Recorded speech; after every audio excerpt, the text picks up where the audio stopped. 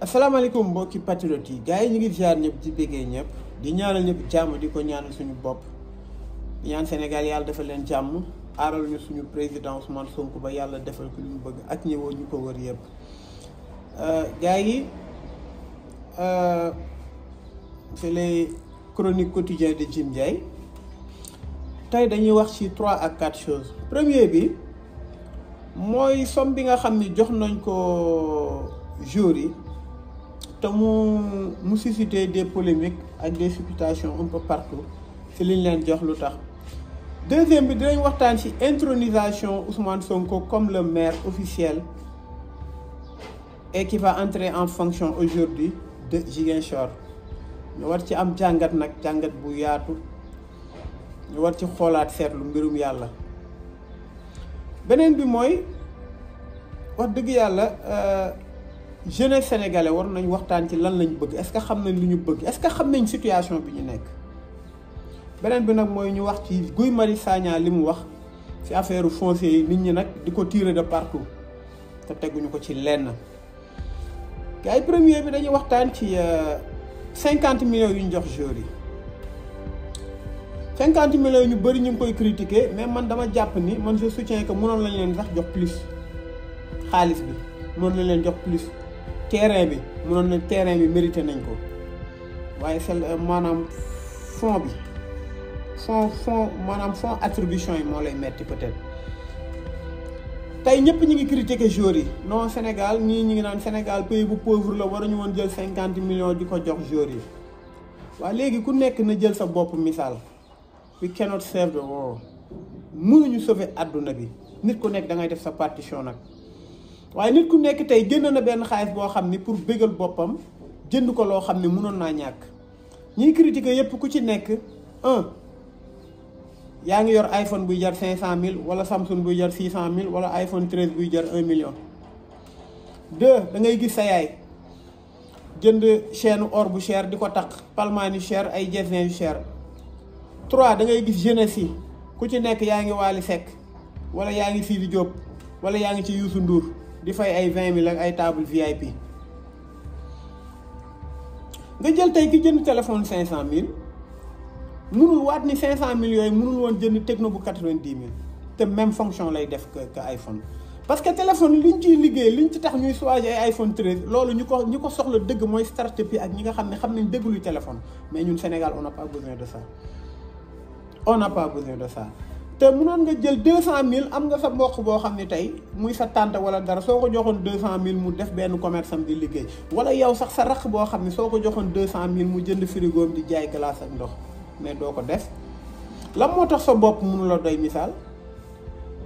lan moo tax yow mënoo xool yow ci say acte sénégalais nag yàlla dafa baaxoo nee na danaan dangay gis sénégalais bu toog ne sénégalais yi dañoo salte wala sénégalais yi dañoo mën a dóor ay dóorkat lañ waaye li am solo ci àdduna mooy nit fu mu jëlee temps di critiquer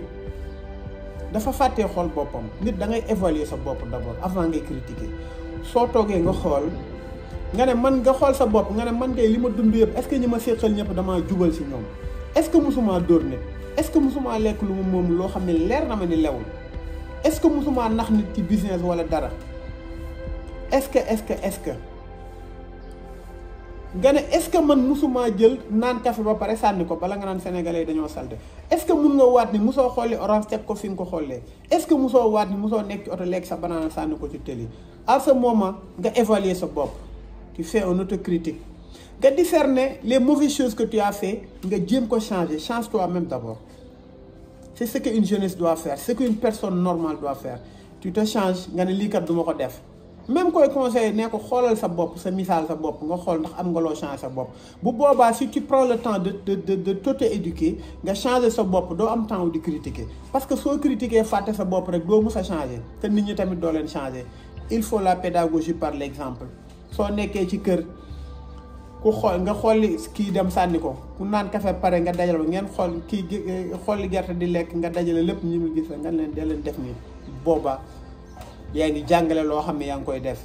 mais critiquer rek dafa yomb. nga ngi jeunesse bu bëri concert ay waaleeg yooyu affaire wala yàlla moo ma tiim musuma dem concert musuma dem ay Wally Seck Youssou je l'ai jamais fait de ma vie. Parce que pour vivre heureux, il faut savoir discerner, il faut savoir il faut savoir discerner les priorités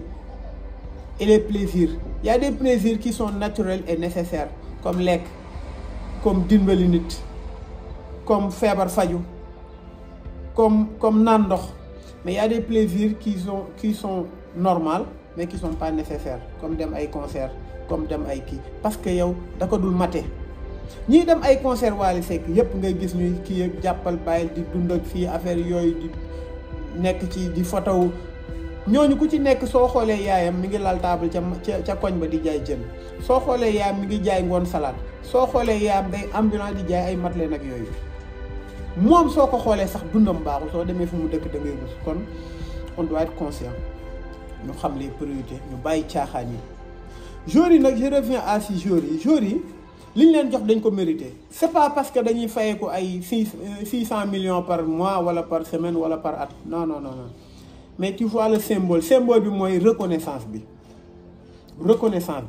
Da ngay am sa xarit muy ngénte nekk millionnaire nga ñëw jox ko 2000, symbole yëg-yëg bi la. yëg-yëg bi nga am ba jox ko loolu la. kon tey nañu gën a xam lan la ñuy débat ab su ko jarul rek jaru ko. du lépp la ñu war a wax, du lépp la ñu war a toog di wax. ñii dañoo bégal d'une manière partielle, ça n'a rien à voir ak Macky Sall. Macky Sall n'a pas marqué de but. Macky Sall soo xoolee ministre mi ñi nga xam ne ñoo res espoir bi ils n'ont aucun mérite. parce que bi joueurs yi nekkee di football di dem Coupe d'Afrique, Matar Ba mi ngi Kaolack di campagne faalewul joueurs yi boppam rek la xalaat. Augustin Senghor mi ngi Ngor di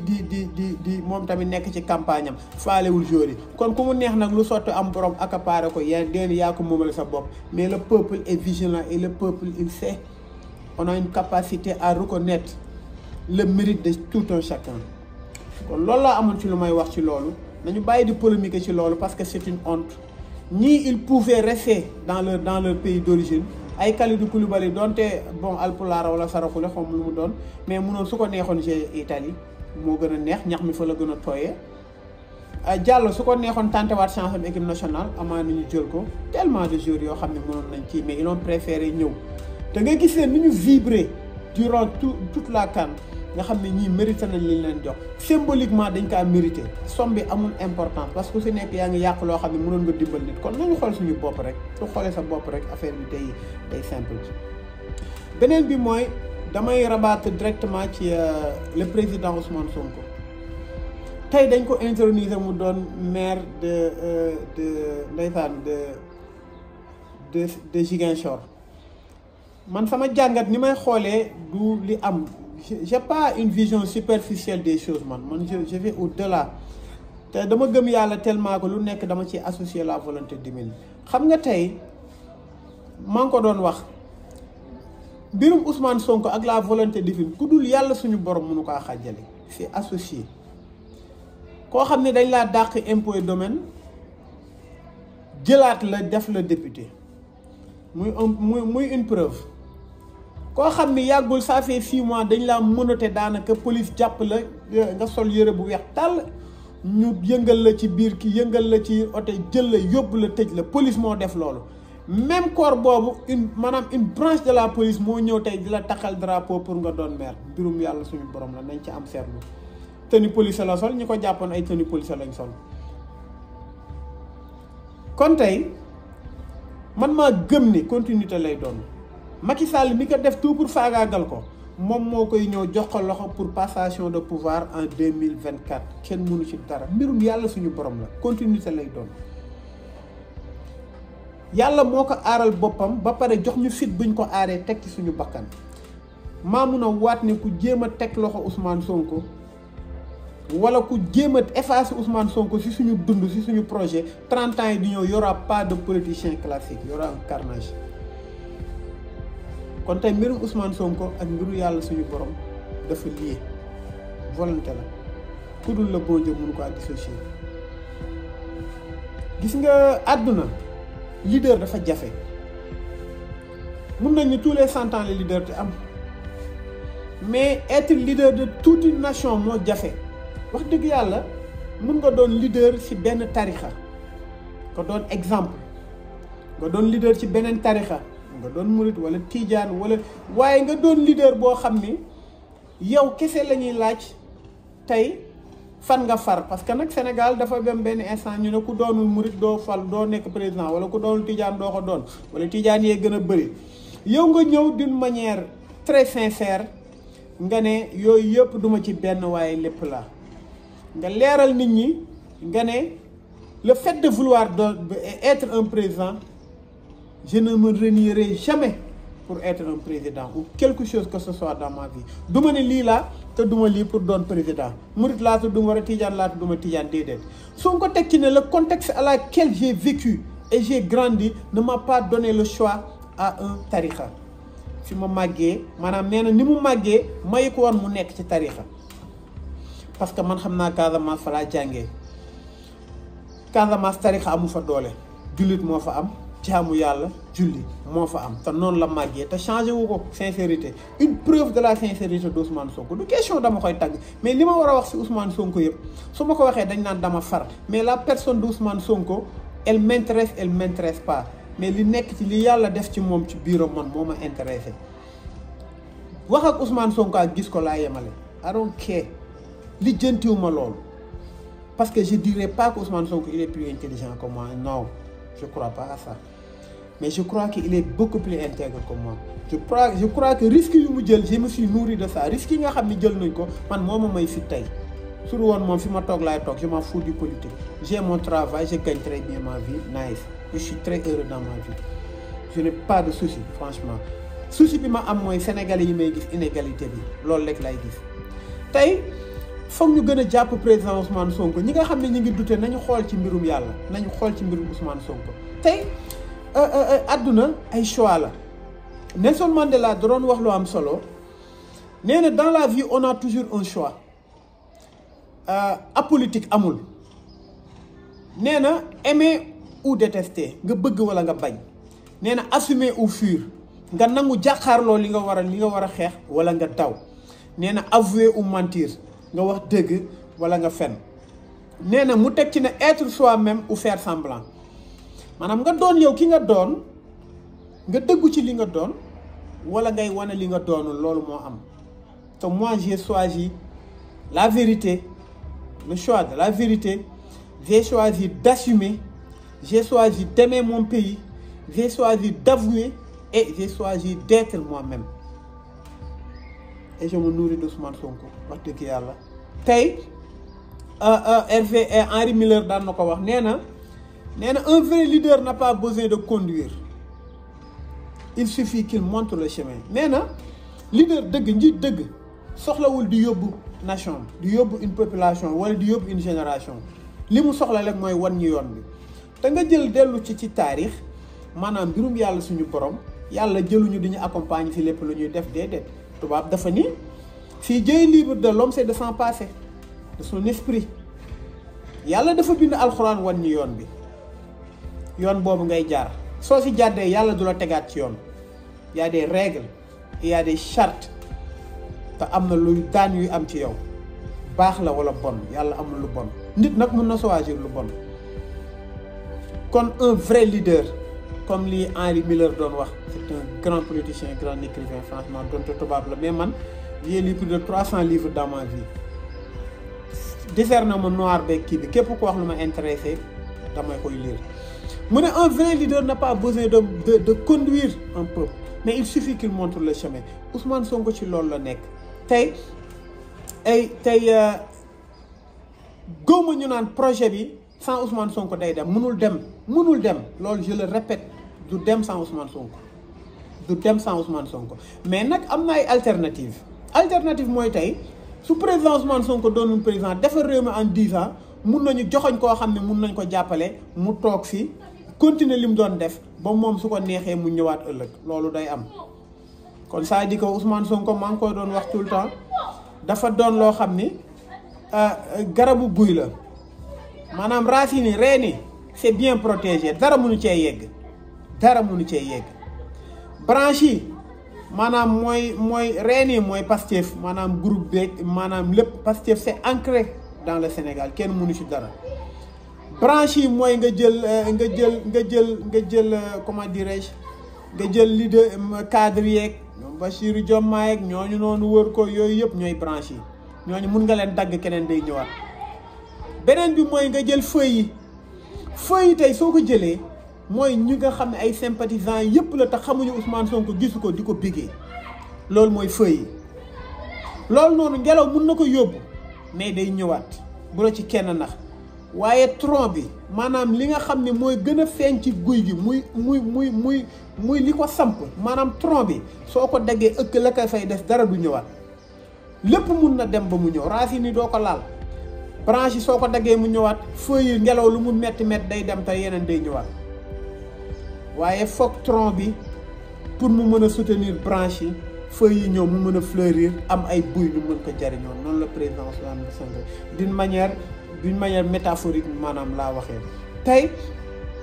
tey lenn dafa am Ken Adelman benn écrivain dafa wax ni Ousmane Sonko c'est un leader ñi ko wër yëpp c'est des managers ça veut dire que le seul leader bi am mooy Ousmane Sonko dañ ne nag un leader c'est ce qu'il faut faire mais un manager sait comment le faire maanaam leader mooy koo xam ne dafa xam li ñu war a def ba développer un dëkk ba développer Sénégal maanaam Ousmane Sonko dafa xam li ñu war a def ba développer Sénégal bind na ko bindaat ko waaye ñi ko wër mooy les managers ñi nga xam ne ñoo nekk ci wetam doon ay homme de confiance ñooñu dañoo xam nan lañ koy defee différence la kon Ousmane Sonko nañ ko gën a teg loxo gën a jàpp parce que tey Ousmane Sonko actuellement soxlaatul wax pour ñu xam li mu bëgg soxlaatul wax pour ñu xam lu ñu war a def parce que mars wane na ko dafa waxal boppam ñun ñu yëg ci suñu bopp li muy wax mel ni suñu xol ñun ñoo koy waxal suñu bopp ne ko di nga ma liquider de waaye tu vas perdre deux plumes soo ma bëggee rey pour la première fois say loxo dina takk deret mun nga ci sax perdre sa pouvoir wax boobu noonu dafa mel ni benn énergie boo xam ni dafa nekk benn synergie boo xam ni dañoo laal ñun ñëpp ñu dund ko ñu jug taxaw jàkkaarloo teg suñu bakkan kon fi may daanelee mooy y a un grand écrivain bu doon wax ni nee na un vrai leader ne parle pas un vrai leader fait parler nee na njiit dëgg jarul muy wax mais njiit dëgg day waxloo tey li ñuy wax nii yëpp on se nourrit d'Ousmane Sonko li mu war a wax na ko léegi jaratul muy wax mais il nous a fait parler moom moo tax ñuy wax tey ba tey dara mënuñoo noppiloo ragaluñ dara loolu laa amoon lu may wax ci président Ousmane Sonko di ko ñaanal yàlla nag wax dëgg yàlla suñu borom defal ko jàmm téye ko lépp lu mu bëgg Casamance yàlla def ko. am na nag ay yu am ci diggante bi ay jàpp nañ fii Salif Sadio fii yooyu yëpp li ci ëpp mooy programme Brok bi nga xam ne mi ngi koy def nga xam ne dafa war a laal Casamance yëpp pour fépp foo xam ni parce que programme Brok dafa nekk loo xam ni colonne vertébrale la bu Casamance pour développer ko. te même maire yi nga xam ni bokkuñu ak Ousmane Sonko ils sont prêts pour collaborer ak ñoom j'en sais quelque chose j'en ai parlé à quelques-uns ci maire yi nga xam ni Casamance lañ nekk j'en ai parlé à quelques-uns parce que Casamance moom li ma fa ëmp bëriwul xam naa ko bu baax Ousmane Sonko gënumaa xam Casamance loolu man leer na ma tey lépp fépp foo xam ni colonne vertébrale bi développement Casamance mi ngi dem teg ñu am benn affaire boo xam ni comme genre affaire rébellion yi nga dégg noonu pour stopper ko loolu lañ ci nar. duñu nag doy na baram xel bugguma sori ci problème boobu parce que comme dañ ne ñu noppi ci liñ ci xam bëri na lool nag waaye comme dañ ne ñu noppi ci rek ma gis ni ki nga xam ne mooy suñu njiit mooy Ousmane Sonko waxu ci lu bëri kon ñun ñu war a am retenue mais on a bien compris nag on a bien compris kon tey ñu ngi koy ñaanal yàlla suñu borom fi mu ko teg noonu yàlla oyofal ko te nag nous les patriotes on est prêts gis nga li Ousmane Sonko sumb noonu foofu dañoo pare pour jàppale ko sur tous les côtés dinañ pare pour jàppale ko ci zahir ak baatin financièrement lépp lu mu laaj ñu dajaleel ko pour mu def ci pour mu développer Casamance ñun dinañ ko def parce que Casamance c'est le grenier du Sénégal. may interpeller nag gouvernement bi tey suñu jàppalee Ousmane Sonko Casamance lañ jàppale jarul ñuy accaparer wu benn projet nañ jël lépp jébbal ko Ousmane Sonko du leen yàqal dara. te peuple dina leen ci gërëm Ousmane Sonko gore na gore boo xam ne Macky Sall lu mu def pour Casamance dina taxaw wax ko ndax bi Macky Sall def ci Coupe d'Afrique bi jël ay fonds levé ko donte suñu alal la mais am na volonté bi wax dëgg yàlla supporté na équipe bi loolu Ousmane Sonko daf ko cee remercier kon Ousmane Sonko gor la. beneen bi mooy le Sénégal wax dëgg yàlla jeunesse Sénégal dama yaakaar ni xamuñu lu ñu bëgg. tey nga jël benn pays comme le Soudan yokk nañ mburu Omar El Bachir lu ko daanal mooy mburu la yokk mburu le peuple souffre la jeunesse souffre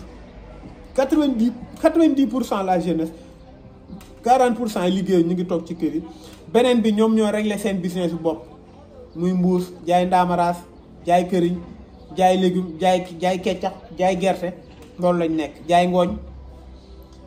waaye moo am benn jeunesse boo xam ni li ci ëpp dañoo inconscient ñu ngi ci ba léegi ay caaxaan gis nga dëkkuy mag yi Chine am na benn instant téléphone amu fa du ñu utiliser téléphone am na benn instant ay concert amu fa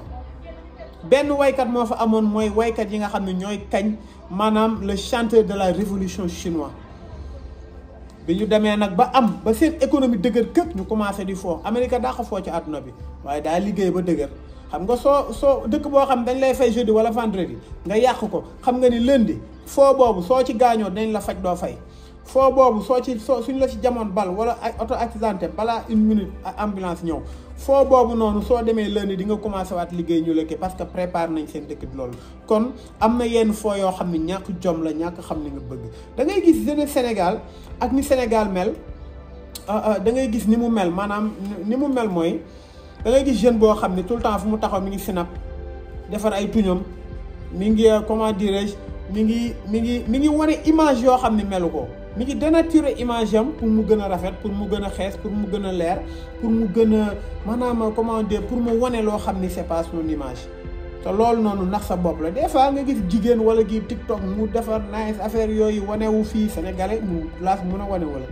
waaye des fois ngay dawal sa oto romb kenn ci télé bi mais da nga naan kii est-ce que moom la kii kenn du xam lu bugguma sax wax kenn du xam lu munul waaye li mu wane ak ni mu mel déception lay doon maanaam il faut que nous soyons à être vrai il faut que nous soyons comme li Mandela doon wax il faut assumer ce que nous sommes il faut être soi-même ou faire semblant bi nag baaxul nañu gën a jeunesse bi nañu gën a xam le sens de la priorisation de la priorité tey nañu xam ni ku ci nekk fii 90% seen yaay yi ñooy dañu lu ne la ñuy daj courant cher na ndox cher na bala ngaa xam ni foo bi ngeen ni foo amul njariñ liggéey leen dajale moo gën sa yaay feebar wala sa papa feebar loo am di nga ko def ci hôpital te du wér kon tey nañ leen gën a conscient ñu bàyyi caaxaan yi ñu bàyyi Wally Seck yi ñu bàyyi dëkk bi nga xam ni yaakaar nañu lépp si nit lañ ko war a dépendre tey da ngay gis tey maa ngi seetaan benn image boo xam ni Ipo Ngari xaw ma sim Ipo Ngari defe naa waaw Ipo Ngari si làmb ji mi ngi nekk ak benn tubaab di ko ñaan genre journaliste naan ko jox ma dara image boobu dafa am ñaari affaire yu ma jàngal que Sénégal ñaan maanaam liggéey lañ ko def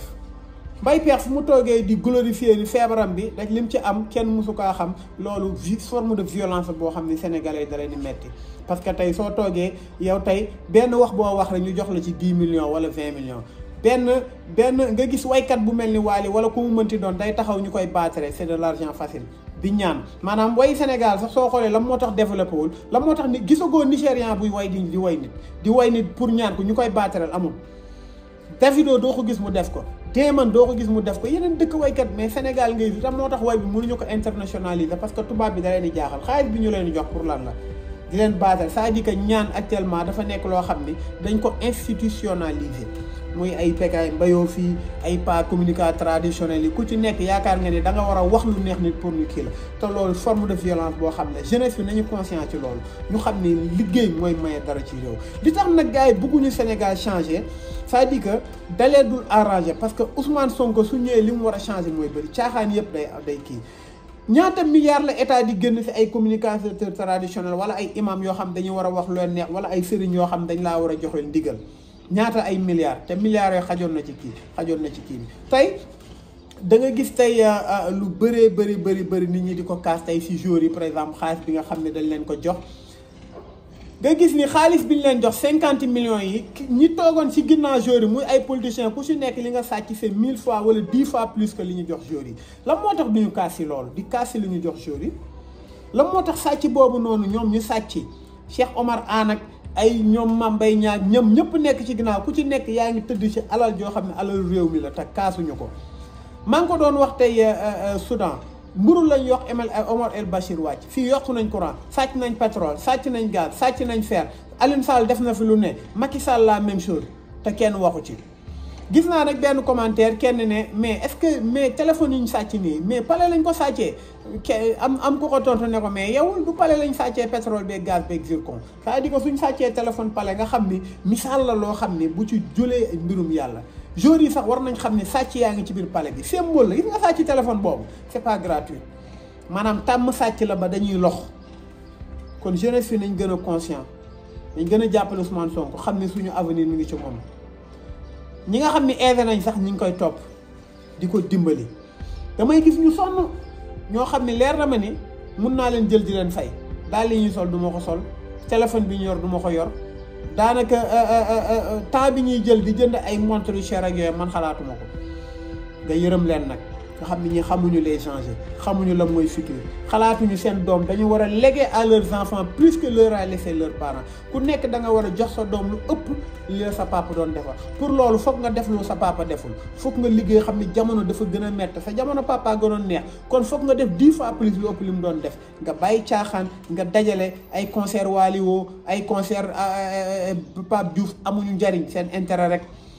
ku ci nekk di woy day tagg Macky Sall ku ci nekk di woy mi ngi xool luñ lay jox ku ci nekk di woy yaa ngi xool position boo am ku ci nekk di woy yaa ngi xool luñ la battre kon nañ leen yow xam ni Sénégal pour mu changer révolution sénégalaise foog mu am révolution boobu ça doit passer par le guide Ousmane Sonko. beneen bi nag dina gudd dina xam naa vidéo bi dina gudd tey mooy Guy Marius Sagna Guy Marius Sagna li mu wax dafa leer naññ képp koo xam ne dëggu nga te doo nitu fen di nga nangu li mu wax Guy dafa ni Macky Sall litige foncier mi bu mu ci boole jour yi gis nga litige foncier boobu Guy Marius Sagna di wax man documentaire laa ci def dama def benn enquête bu yaatu boo xam ni j'ai les vidéos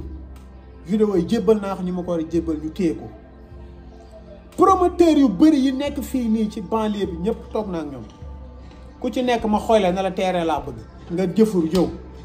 taal sa oto daw di ma woo nga ñëw nga woon ma nga ne bii ak bii maalam man la jox ma këyit ba nga jox ma ay këyit yoo xam ay falsa la yëpp ma téye ko des vidéos à l'appui tout yor naa ko c'est-à-dire que man preuve li Guy Marius Sagna di wax preuve bi mu fi am sax amu ko tey jours yi 50 nee nañ 50 la ñuy may terrain su fekkee France fédération bi ñi ñuy récompenser mooy 2 yi nga xam ne 2 assistants coach yi ñoom ñooy am xaalis bi jours yi ñoom la ñuy récompenser mais ñi ci topp yëpp ay prime lañ leen di jox ak ay neexal te loolu avant ñuy dem lañ koy wax dañ koy bind noir sur blanc tey suñ jëlee ay terrain jox ko jours yi ñu koy kaas loru ñu ko kaas parce que ministre Macky Sall bu nekk Mansour Faye li mu yor ci ay terrain kenn xamul lu mu toll Alioune Sall li mu yor ci ay terrain un journaliste boo xam ni mënul woon am salaire u 50 000 tey mu am ay villa fan la ko jëlee fan la Alioune Sall jëlee loolu am ay contrat pétrolier yoo xam ne ba léegi da ci am ay avenant yoo xam ne dañ ko koy fay fan la ko jëlee loolu kaas ñu ko de ñetti fan lañ ko kaas ñu dem suñu yoon parce que nag nous sommes de très mauvaise foi aar lu ñu bokk génn la aar suñu pétrole génn na suñu courant génn na mais kenn amu ci consistance boo xam dinañ bokk liggéey léegi nag Guy Marius Sagna li mu wax dafa leer joueurs yi jox nañ leen ay terrain gis nga suñu leen joxee 50 terrain 700 terrain dinañ ko ci dagg litige foncier partout au Sénégal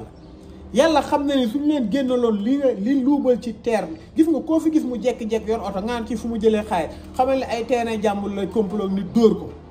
moo fi am aéroport bay ñu ngi koy daggati li tax ñu ciy jox joueur na c'est pour légitimer ce vol mais incha allah président Sonko laa di nee na tabax leen fépp seddoo loolu lépp on va tout faire tomber incha allah kon Guy Marius Sagna ñu ngi lay saluer c'est le seul activiste constant man bu ma xam Sénégal moom man mii constant sam man aw ma ko risque yi mu jël kenn jëlu ko fi kon kooku lu mu wax nañ ci bàyyi xel joueurs yi nañu gën a yeewu te xool terrain yi ñu leen jox yéene nañ leen ko waaye li ngeen wër yëpp soo xoolee dinañ terrain accaparé fépp fu jour am terrain dinañ jël terrain yooyu dagg ko pour yokk prix enchère ko ne joueurs yi fii la ñuy dëkk par commencé nañ tabax feni neen joueurs yi dëkkuñu ci terrain yi seen mboq lañ koy may wala seen rax wala kenn amaan sax duñ fa mës a ñëw te joueur bu ci deful attention dinañ jaay sa terrain ñetti nit kon mi ngi noonu loolu am Sénégal na ko Kalidou Koulibaly xam mooy capitaine na ko Sadio Mané xam waaw Sadio Mané Casamance nga dëkk jàmbaar nga Sénégal yëpp la soxla waaye kiy développé Sénégal Ousmane Sonko la na nga ko gestu soo ko mënee woo dee ko woo ngeen waxtaan kooku moo war a développé Sénégal kooku moo war a développé Casamance du Ousmane Sonko gis nga misaal bi nga koy xamee mooy sa dëkk hôpital bi fa nekk yaa ko fa def te su loolu volonté politique la war a doon école ba yaa ko fa def lépp lu fa am yaa ko fa def village yi yaa leen dimbali village yi wër yëpp ñu ngi souffrir waaye sa dëkk def nga ko Macky Sall la ko waroon def te def ko kon na ngeen gën a yeewu gars yi vidéo bi gudd na maa ngi ziar ñëpp di bëggee ñëpp di jéggalu ci guddaay bi di ñaanal ñëpp jàmm di ko ñaanal suñu bopp wasalaam